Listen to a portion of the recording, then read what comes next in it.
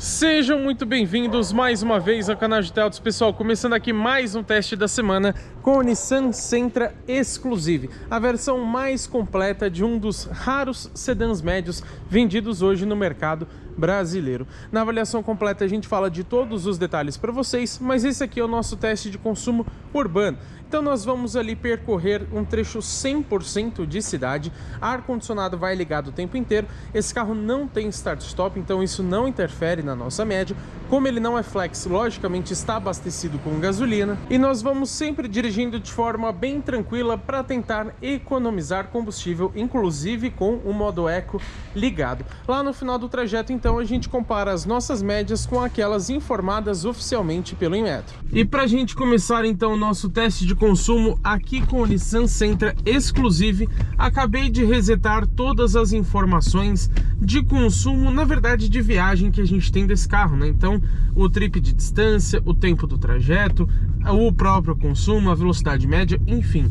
Agora já adianto para vocês que esse carro só tem um trip de consumo resetável, e isso incomoda bastante. Estamos falando aqui de um modelo bem caro, vou falar daqui a pouco sobre preço, então esperava um pouco mais nesse quesito do computador de bordo. Ter somente um trip que você consegue resetar não permite que, por exemplo, você faça duas médias na viagem, por exemplo, uma do trajeto inteiro e outra só na estrada. Você obrigatoriamente vai ter que escolher por uma das duas. E quem já acompanha o nosso canal já sabe do que eu vou falar primeiro para vocês, né? Preciso citar, pessoal, embora seja meio repetitivo, bastante repetitivo na verdade, que esses testes que nós fazemos aqui no canal são somente para a gente ter uma ideia do quanto um carro é mais econômico ou mais gastão em relação ao outro, porque sempre existem variações, tá? Você sempre vai ter, por exemplo, a questão do trânsito, do semáforo. Quanto mais semáforos você pega fechados, mais combustível você gasta, né? Pelas acelerações e desacelerações, e também o tempo que você fica parado com o motor ligado, visto que esse carro não tem start-stop. Aí você tem a influência também da temperatura externa, da topografia da cidade. Então, fazendo aqui o nosso padrão de teste, sempre no mesmo percurso, com ar-condicionado ligado, dirigindo de forma parecida, a gente consegue reduzir bastante essa variação, mas ela sempre vai existir.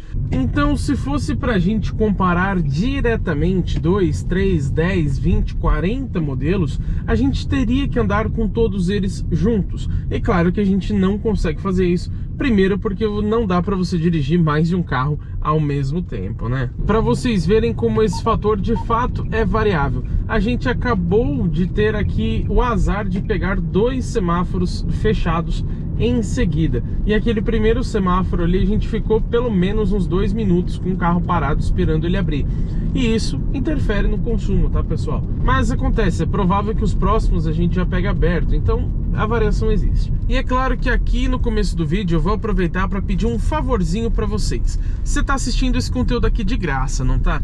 Então faz o seguinte, deixa o seu like aqui embaixo e hypa também, uma função nova ali, você consegue hypar o vídeo, fica ali perto dos comentários, caso você tenha atualizado o YouTube. Essas duas funções são gratuitas e ajudam muito a gente. Então é uma forma de retribuição que vocês podem dar por esse árduo trabalho.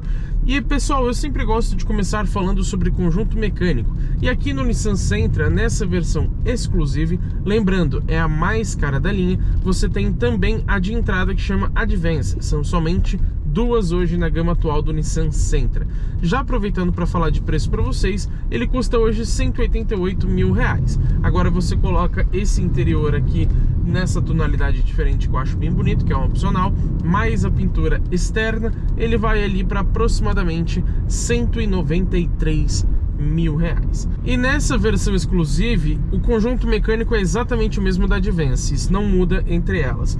Ele traz aqui o motor 2.0 a gasolina, não é flex, aspirado. Lembrando que ele tem 4 cilindros em linha com injeção direta de combustível. Ele rende para nós uma potência máxima de 151 cavalos, com um torque máximo de 20 kgfm. não são números assim tão empolgantes, pelo menos os números de ficha técnica. A gente pode comparar, por exemplo, com o motor 1.4 turbo da Volkswagen, que rende também os 150 cavalos, aqui ele tem um cavalinho a mais, só que rende 25,5 de torque, aqui são somente 20. Então, quando a gente compara com outros players deste mercado que tem motorização turbo, aí o Sentra realmente fica um pouco atrás em quesito de números. Mas é claro que nem só de motor é feito um carro, então nós precisamos citar, quando falamos de conjunto mecânico, sempre uma moto para atrapalhar nossos vídeos, é incrível, né? Mas precisamos falar também da transmissão, que neste caso aqui é uma automática do tipo CVT, ou seja, continuamente variável, com uma simulação de 8 marchas. Como que ela funciona? Andando de forma tranquila, assim como estamos agora, funciona de fato como um CVT. Então, explicando rapidamente, você tem duas polias variáveis ao invés daquelas engrenagens de um câmbio automático convencional. Câmbio automático mais padrão, digamos assim, você vai trocando, né? Troca a primeira engrenagem, vai para a segunda, que são as marchas, terceira, quarta, quinta e etc. O CVT ele já não funciona bem assim. Como ele tem essas duas polias variáveis, ele vai ajustando a rotação da motorização conforme, por exemplo, uma subida, uma descida ou seu estilo de condução. Ele não necessariamente eleva a rotação de acordo com a velocidade. Então, muitas vezes você está ganhando velocidade, ó, e ele está aqui em 1.500 giros. Isso é bem interessante, garante mais conforto. Agora, digamos que um probleminha, uma característica que costuma incomodar os donos de carros CVT, é que quando você dá um pé no fundo, ele fica aquele infinitamente, nunca mais para. Isso enquanto você estiver acelerando, parece uma enceradeira, né? Agora, para reduzir essa sensação, as marcas começaram a fazer a simulação de marchas. Então você tem aqui 8 marchas simuladas, e ao fazer uma aceleração mais agressiva, ou você jogar para o modo manual, você tem aqui até os pedal shifts, você consegue fazer, digamos que, trocas de marcha. Claro, não são reais, não são engrenagens de fato, mas ele te dá bastante essa sensação de um câmbio convencional. E a tração desse carro, logicamente, ela é somente dianteira. E existe uma outra informação muito importante que eu preciso dar para vocês, principalmente falando sobre consumo de combustível, que é o peso deste carro. Isso está bem atrelado porque quanto mais peso você carrega, mais força você faz para desenvolver velocidades, e com isso você então prejudica o desempenho e também o consumo de combustível. E aqui no caso da versão exclusiva do Nissan Sentra são 1.405 quilos. Recentemente a gente testou aqui no canal o Honda Civic Touring híbrido. Ele tinha 1.449 quilos, uma diferença não muito expressiva em relação ao Sentra. Só que lá a gente tem um modelo híbrido, ou seja, naturalmente ele é um pouco mais pesado.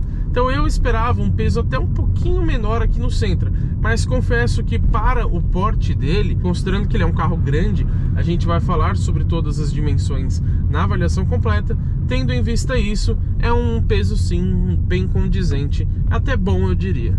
Hoje estamos fazendo bastante paradas aqui em semáforos, e com isso eu lembrei que eu preciso falar para vocês que esse carro não tem o sistema Start-Stop, que é aquele que desliga o motor em paradas rápidas.